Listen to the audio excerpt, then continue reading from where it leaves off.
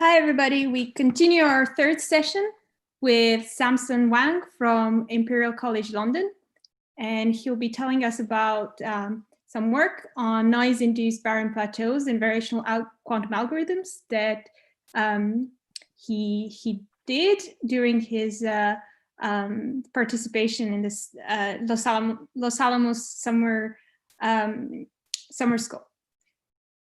Samson, please. Yeah, thanks very much for the introduction, and yeah, many thanks to the organizers for putting together a great workshop online. So today, as Christina said, I'd like to talk a bit about our work on noise-induced barren plateaus in variational quantum algorithms. And in the time that I have, I'd like to essentially just talk about three things. Firstly, I'd like to briefly introduce variational quantum algorithms. Then I'd like to outline the concept of barren plateaus as previously studied in the literature, which for the purposes of this talk, I'll occasionally refer to as noise-free barren plateaus. And then finally, I'll talk a bit about our contribution in this work in characterizing what we call noise-induced barren plateaus. And before I'd start, I'd just like to highlight this was joint work done with Enrico Fontana, Marco Cerezo, Kunal Sharma, Akira Sone, Lucas Linkyo, and Patrick Coles. So what are variational quantum algorithms? Variational quantum algorithms, or VQAs, are a class of hybrid classical quantum algorithms that all have essentially the following structure. We have some parameterized quantum circuit, and implicit in this is that we make some choice of the circuit structure and parameterization, which we usually call the ansatz. We run this circuit with some initial parameters and some input state, and we extract some information from it. This information is then fed into some classical optimizer, which updates the parameters, which are then fed into the ansatz, which we run again, and the loop continues, with the intention that after several loops of this process, we obtain a set of parameters or a circuit which can help us solve some problems of interest, usually by minimizing some kind of cost function. In order for this to work, of course, we require that the parameter landscape that the classical optimizer optimizes over is well behaved. More broadly, we hope or require our algorithms to be trainable. To this end, in this work and in this talk, I will focus mainly on the ansatz and its effect on the parameter landscape. So variational quantum algorithms and their accompanying ansatzes have been proposed for a plethora of different problems. And so I'll list some famous examples. So for example, the VQE algorithm, which has been proposed to find the ground state energy of molecular Hamiltonians, has an accompanying ansatz that has been proposed called the UCC, or the Unitary Coupled Cluster Ansatz.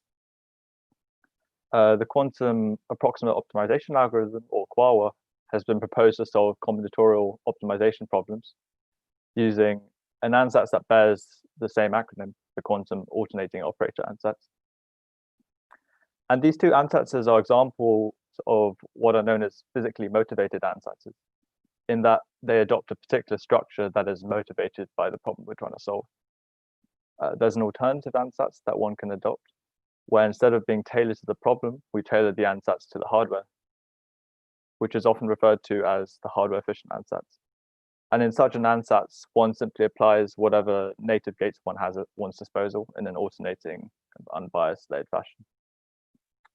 Now, whilst there's been a lot of activity in the literature and many interesting variational algorithms proposed for so many tasks, results in variational quantum algorithms are still relatively sparse, and there are still many open questions with regards to the scalability of such algorithms. In particular, it's unclear whether these provide a path towards quantum advantage. And on top of this, real quantum computers are noisy, so we'd also like to know how noisy performance scales. One area where there has been some analytical progress is in the characterization of a detrimental phenomenon known as barren plateaus. This is essentially a statement on how trainability scales with a number of qubits, which is a statement I'll formalize in just a moment. Previous work has identified two effects that induce barren plateaus. First, random initialization of parameters, and second, locality of the cost function. And I'll now briefly summarize these two effects. So starting with random initialization of parameters, we can take a simplistic view of the ansatz, which we just call u theta, And we suppose there's some block in the middle of the ansatz which contains a parameter theta k. And we suppose that this ansatz is parameterized like so, with some operators vk. And we write the cost function simply as the expectation value of some operator h. We wish to find the partial derivative of the cost with respect to the parameter theta k. And as was found by McLean et al., it turns out that if the collection of all the gates appearing before theta k, which we label as U minus, form a unitary 2 design, or the collection of all gates appearing after theta k, that is U plus, forms the unitary 2 design, then we have the result that the variance of this partial derivative exponentially vanishes with the number of qubits.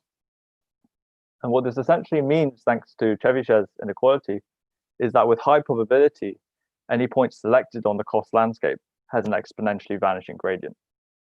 This effect is known as a barren plateau. And we note, as this is a statement on the variance, this still allows for pockets of large gradients, as shown in this sketch, which have been called narrow gorges. And in fact, this may even, for example, contain the global minimum. But as now most of the landscape is flat, this is hard to find. And so in summary, trainability is exponentially impaired. So finally, we can relate this to real life circuits. So what kind of circuit would produce such a 2 design for U minus or U plus? And thanks to a result from Harrer and Maraban, we know that if we apply local gates in a layered fashion, like so, where the local gates are themselves 2 design, and the depth is at least linear in n, then the whole block itself is an approximate 2 design. This maybe looks a little similar or familiar to the picture of the hardware efficient ansatz I presented earlier. And indeed, it's been observed numerically that hardware efficient ansatzes are susceptible to barren plateaus in this fashion. So to summarize, this first kind of barren plateau just introduced is induced purely by sufficient randomness in the circuit.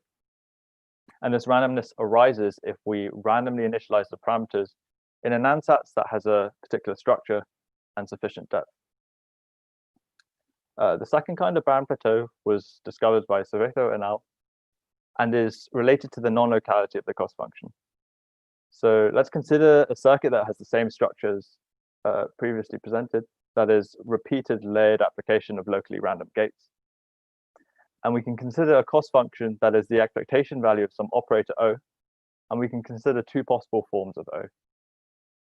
First, we can consider O to be some general global operator, and second, we allow O to be some local cost function of a particular form. And I won't go into too much detail of this form and the structure, but if you wanted to find out more, you can check out the reference paper. And so it turns out for these 2 types of cost function considered, we have the following results.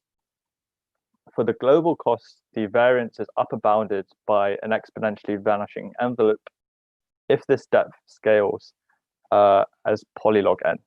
That is, it's exponentially vanishing in the number of qubits. On the flip side, it turns out the local cost is lower bounded by a polynomially decreasing function for depths of order log n, which means that it at worst only polynomially decreases in the number of qubits. So we consider this at worst polynomial scaling to be relatively palatable and say that this has a possibility of being trainable. The effects of this kind of second barren plateau can be summarized as follows, with red denoting untrainable kind of regions, green denoting trainable gradients and possibly trainable regions, and yellow denoting some transition region. We can then also bring in the previous results to summarize all on one slide, essentially the previous effects that are known to induce barren plateaus and the regimes in which they are relevant. So to summarize, there are 2 previously discovered varieties of barren plateaus. And by barren plateau, we mean an exponentially vanishing variance of gradient. And these arise in a noiseless setting and arise due to firstly, random initialization of parameters, and secondly, non-local cost functions, and affect hardware efficient ansatzes as summarized in this diagram. So now I'll move on to discussing our results. So we consider a relatively generic setting as follows. So we have local noise channels acting on a variational circuit, where the noise acts before and after blocks of gates, which I'll just label as U1 of theta to UL of theta. So we have L such of these gates. And each block takes in a vector of parameters theta and is parameterized like so.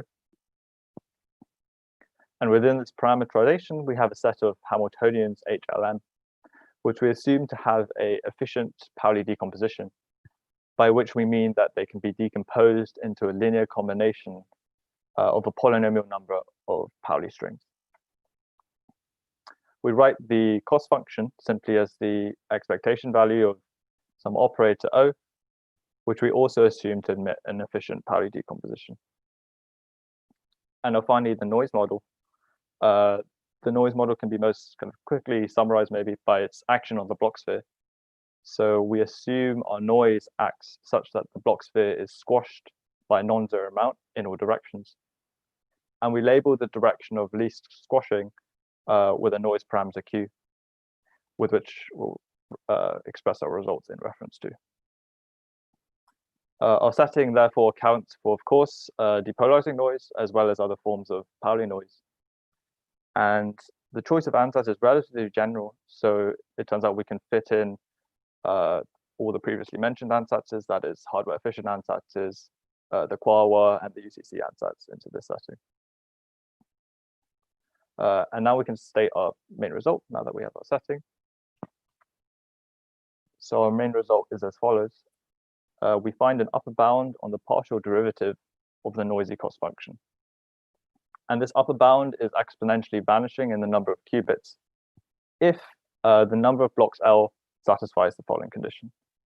So if there exists some constant C and some base number of qubits n0, such that for all n greater than n0, L is greater than this quantity, which contains the number of qubits here and the noise parameter Q.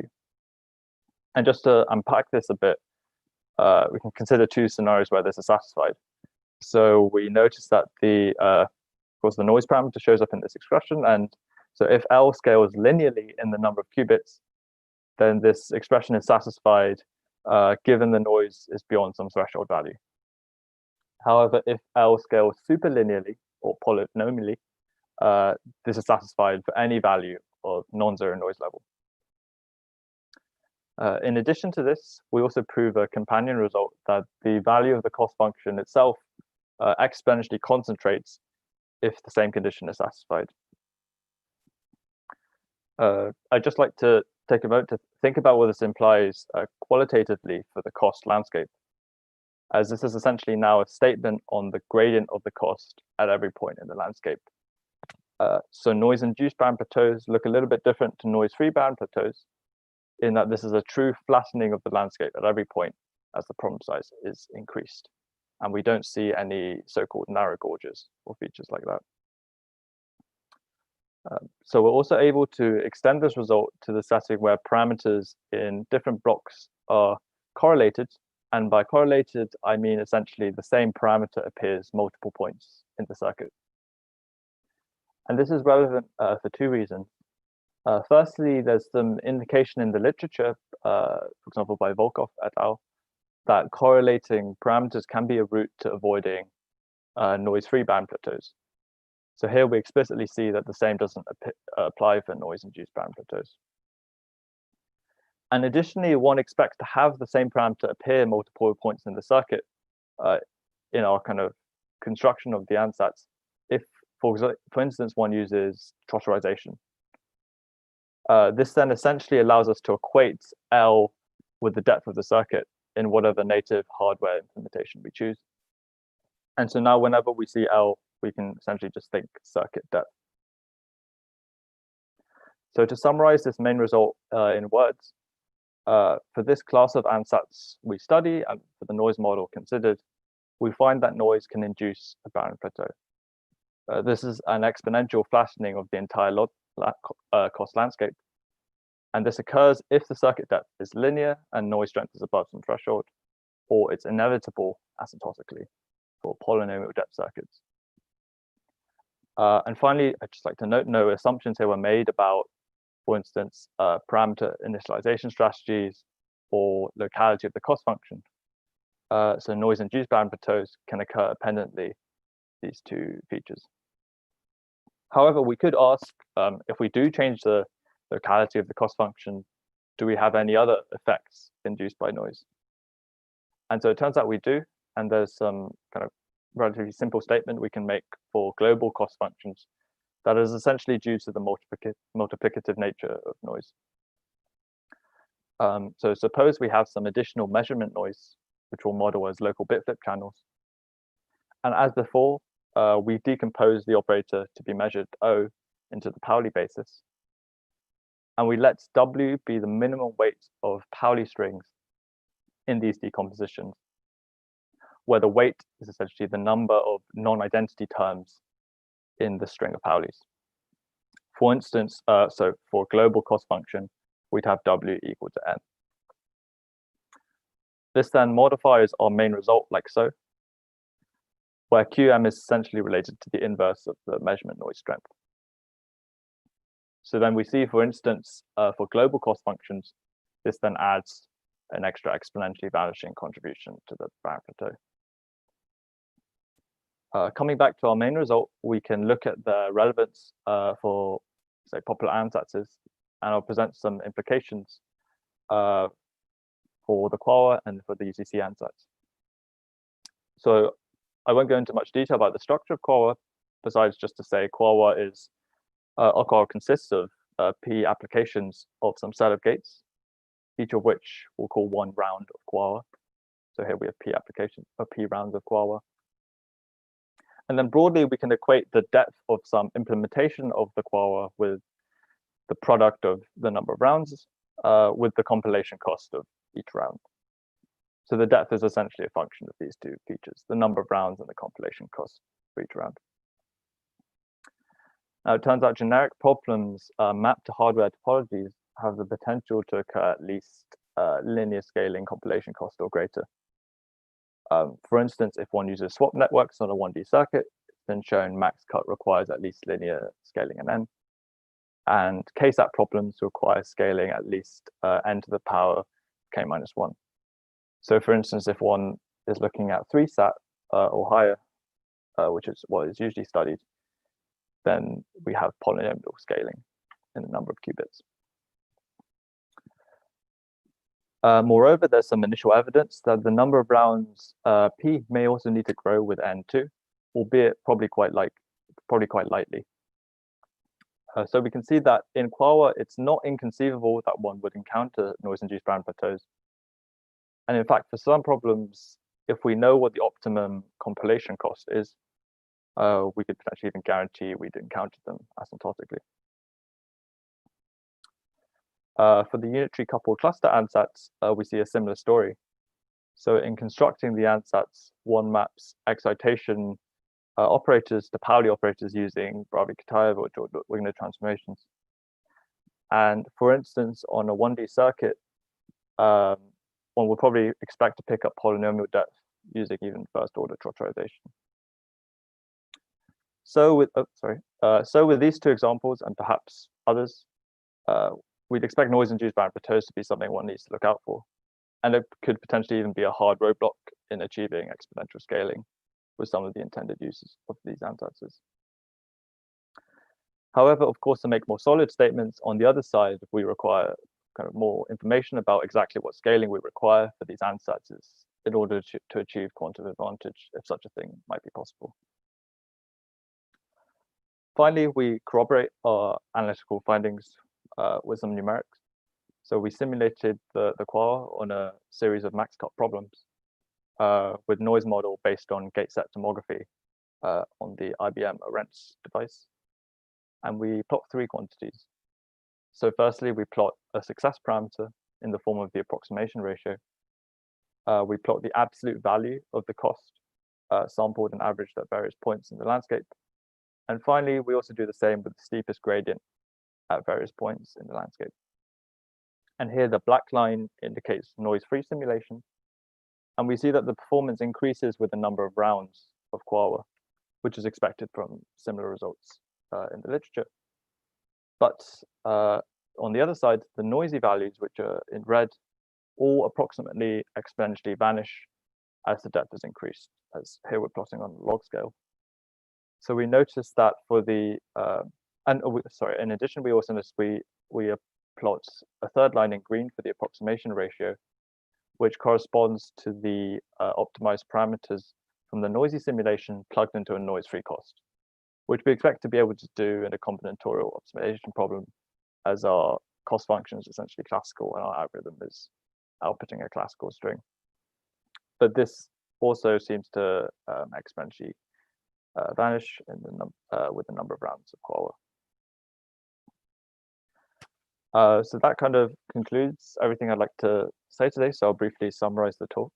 The main takeaway is that noise can induce so-called barren plateaus if the circuit depth scales polynomially in n. And these are conceptually different from noise-free barren plateaus, as they're a complete flattening of the cost landscape. And so, for example, don't contain narrow gorges. And in addition, these occur irrespective of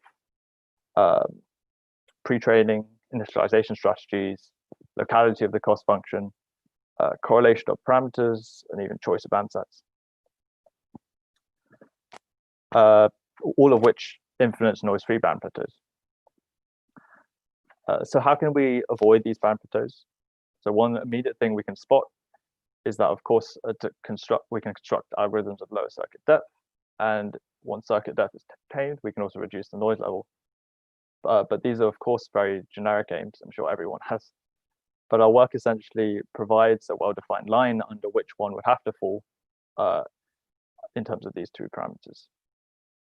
Beyond this, there are further questions of whether this effect holds for other noise levels or error mitigation strategies, for example, which are open questions that we leave for future research.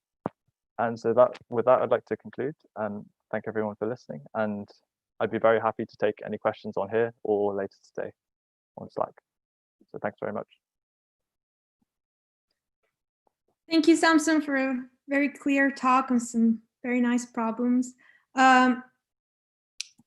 Let's go over to Slack and see if there are any questions. So one question from Stephen Herbert. Is gradient-free optimization a way to get around the vanishing gradient problem? For example, by using maybe particle swarm genetic algorithms or other meta heuristics? Or would the barren plateaus be so vast as to stymie these two? Yes, so some of these maybe gradient-free optimization methods, particular ones, I'm not maybe that familiar with, but it'd be great to learn more about them and see how these work. But generally, essentially, if the cost landscape has been exponentially flattened, you would require some information, I imagine, from the landscape. And so to resolve this to an exponentially increased resolution means essentially, I think most training methods would be exponentially impacted. But in terms of specific optimizations, I'd be interested to talk more and see how these work and see if these fit in this regime or not. Okay, thank you. Another question from Gianluca Anselmetti. Have you tried to extend your model to include correlated noise, where the simulated noise operators act on more than one qubit? We've not tried that yet, and essentially because we provide an upper bound, we can essentially include this noise on top of other generic noise. But in terms of investigating this independently, yeah, our noise model doesn't include this, and this would again be an interesting direction for future research.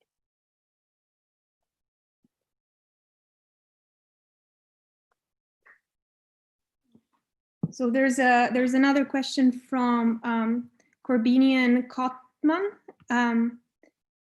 and he's asking whether there are any problems where shallow circuits are known to yield any usefulness. By probably he means quantum advantage. He expresses his skepticism that on this because of your results on barren plateaus, and if you'd like to comment a little bit on that. Okay. Yeah, thanks for the question. In terms of specific problems where shallow circuits are known to yield usefulness or quantum advantage, I don't think there are solid results yet. So I guess there's lots of work for all of us to do on both sides to show whether this is possible or not.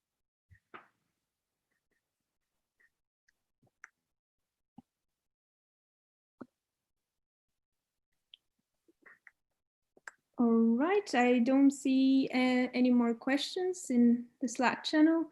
We still have about a couple of more minutes, so maybe I'll ask some questions of my own. So I was wondering maybe if you can comment a little bit on, on the assumptions that come into the on proving the Barren Plateau bands well, both on the ones you've talked before on the global costs and on the ones on the noisy Barren Plateaus that you've mentioned, because the initial paper on Barren Plateaus that deals with the different, where the Barren Plateaus emerge from a different problem. So in that case, when computing the variance is taken over, it's an average over the Haar measure over the set of states. Do you also take as an average of this sort, or are you restricting to other subspaces of the Hilbert space? Yeah. So as you said, yeah. So the previous results in Barren Plateaus, these noise-free Barren Plateaus, by McLean et al. And Cereto, and now you need to do some averaging, and this is where this feature of random initialization inducing the Barren Plateaus comes from, and which makes them specific potentially only to these hardware efficient ansatzes, because that's how you get the kind of randomness from. With these physically motivated ansatzes like the QAOA and the UCC ansatz, it's less clear if these would arise, probably not, because they're structured enough to not have this randomness. But in our setting, we make no such assumptions, and there's no kind of averaging or anything in the setup. So they essentially just apply to a relatively generic class of ansatzes, and the only feature that essentially induces them is the type of noise and the depth of whatever implementation of the ansatz. So all we need is just enough depth and a particular type of noise. All right. Okay. Thanks a lot, Samson. I see no further questions at the moment in the Slack. So thanks once again for the talk. Yeah.